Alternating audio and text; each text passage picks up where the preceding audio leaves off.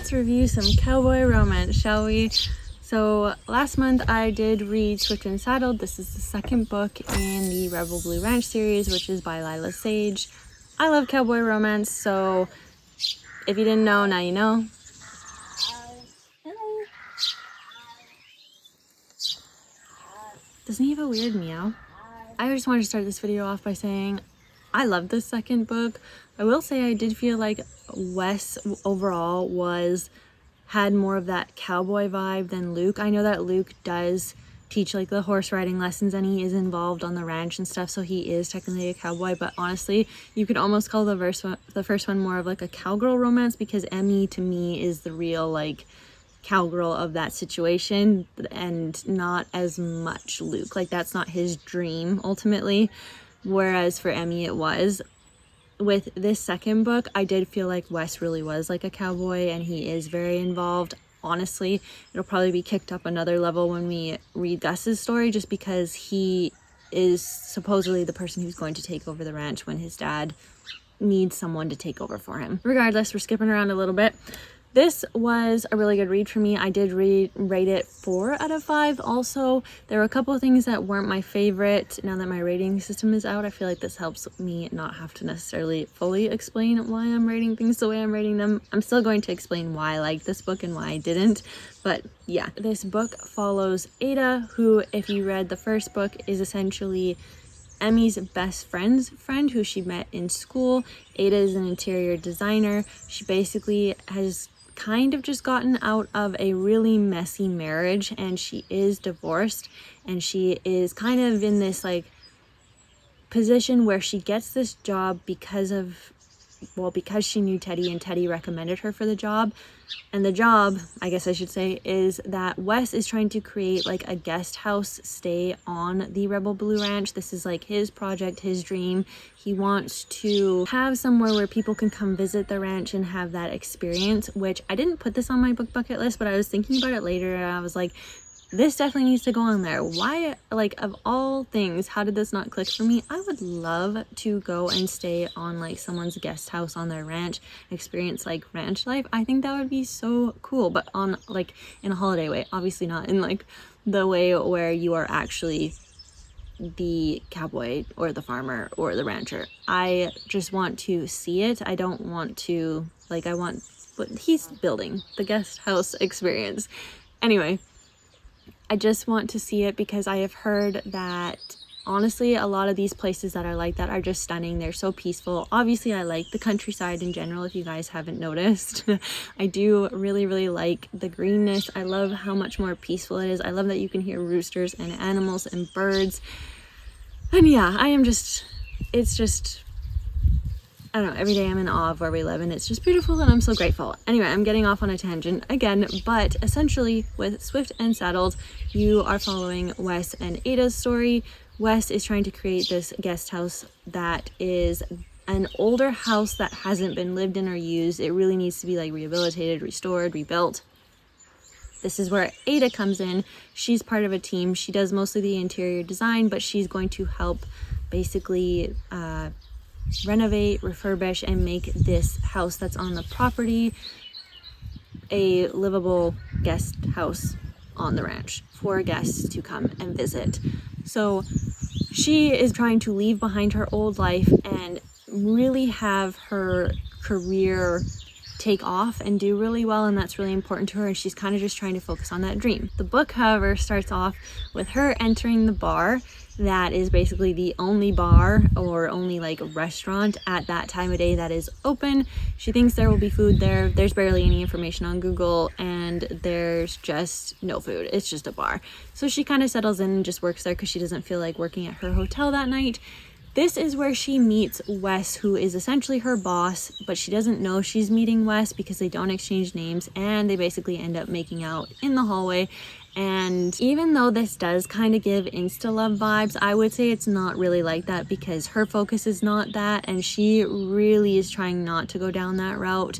And you don't really see that in his perspective either. This is a dual POV, which I love. Those are my favorite. But I will say, like, as much as it seems like it could be insta love and you know that it's probably going to go that way, it's very much a slow burn. I thought it started off so fun and honestly quite funny. I really do like the dad in these books. His name is Amos, but it always makes me think of Famous Amos cookies. So he's like, I don't know, he's just a really funny dad. I do enjoy him. He obviously loves his kids very much and he's a great character. I will get into the characters a little more in a little bit, but essentially she does meet him without realizing, and she ends up leaving her bag and he's so like, what just happened? Like, who was that girl? Kind of like a Cinderella effect, and he takes the bag home with him because he wants to be able to return it to her. The next day she gets to the ranch and she is ready to start work,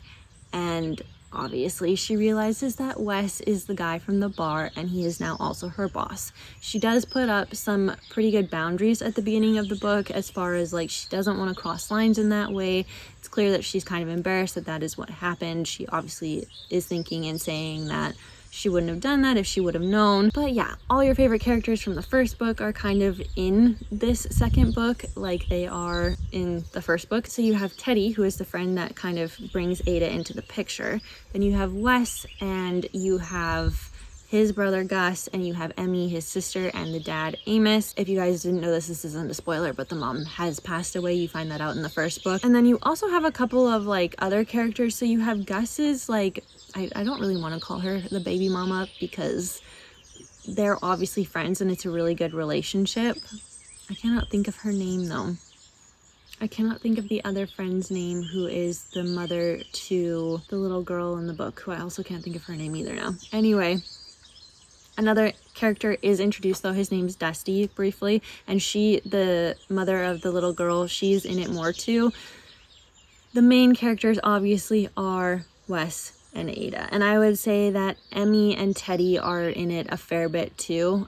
Definitely Emmy, and they are all incredibly lovable in my opinion. I do think that the characters in this book are, it puts you in a feel-good mood. These are very fun books. They're very sweet, they're lighthearted, and I just really enjoy them for that aspect, not just the cowboy romance aspect. I just really enjoyed the characters. I will say with Ada in particular, I found myself relating to her almost too much. There were a couple times where I was just like, I need the author to get out of my head now, because this is just like overwhelming how much I can relate to Ada. Because sometimes there were things she was doing and then I later would realize, like, because it was kind of making me mad that she was doing them, and I was like, okay, but I kind of do some variation of that sometimes. So it was kind of like, oh, sometimes books really make you reflect on your own behavior. An example was, I wouldn't do this with my boss, but there are certain times when I do tend to avoid eye contact with people, especially people that I like tend to really care about, even just like trying to push them away to a comfortable level, like not so they're out of my life, but just so that, and it's not pushing them away because I think they'll leave, it's just like I said, pushing them away to a point where it's just like a comfortable distance, just so that like they don't really have the ability to affect the way you feel in a way. Like, this is way too much information for you guys, but yeah, anyway, I just related to Ada and the way she was acting. There were a couple of moments where she said some pretty mean things, or harsh, I guess you could say, that were a little bit disappointing to read in the book. And even though I would never say what she says in the book to somebody, I will say I have said some pretty asshole shit to some people, which is not nice, obviously, especially when it's towards people you care about. It's those moments where you always wish you could just take back what you said, like the minute it comes out of your mouth. And she does have a couple of those moments. My point with saying all this though is that I can see people not liking Ada just for how her character is, but I do really appreciate kind of a bit of a different take on a character like this. I did really like her, and I like the way her character ultimately does develop, and like how you see her background and how it's caused her to kind of put up walls and be the way she is. I thought she was written really well, probably just because I can relate to her. Anyway, I did really like her. Honestly, I think the only thing I really didn't relate to her on was her style. I feel like I like color, I like, you know, just that summery vibe, and Ada strikes me more as like fall, or she just really likes kind of all black everything. She has tattoos. Like, style wise, her and I couldn't be more different, but almost everything else I would say I would kind of relate to her on a lot. So I wouldn't do exactly the things she's doing, but I understood why she was doing them. On to Wes. I loved Wes. I thought he was great. I really like that he's finding his way as far as carving out a dream of his own. I like that he's a damn good communicator. He's forward but respectful. He just all around is incredibly thoughtful and not scared. Like, he knows what he wants and he is going after it, and I did think that was really nice. I did enjoy his parts of the book, and I did enjoy his character a lot, especially the whole like cowboy vibe. It was fun. Now, these are the downfalls that for me, they were downfalls of this book and why it wasn't like a perfect 5 out of 5. So this is a me thing. I have mentioned it in videos before that I do not like that most like contemporary romance or romantasy or whatever it might be, they have some kind of like tonic, birth control, or IUD going on when they're not even being, first of all, before any of this happened, they weren't sexually active. So it's kind of questionable why they're even on some of this stuff, considering the effects that some of this stuff, this is just very much my opinion. Anyway, it was funny because in this book we get so close. This is one of the first books where the first time anything happens, they do use condoms, and I was like, oh my god, that's so great. I even had like a note on my Kindle about it, like, what? That's unreal. I just was complaining about this in other books. But then later in the book, there's kind of like the condom moment, and they obviously don't use one, and she's just magically on birth control, and I was like, oh, we're right back where we always are, where this always happens. So for me, that obviously didn't dock it like a whole star or anything. That was just one moment for me where I was just like annoyed. It was like, how are these women always, I just don't understand. I recently did read a book though where the man in the story was on it. What book was that? It was one of the romantasy books that I read.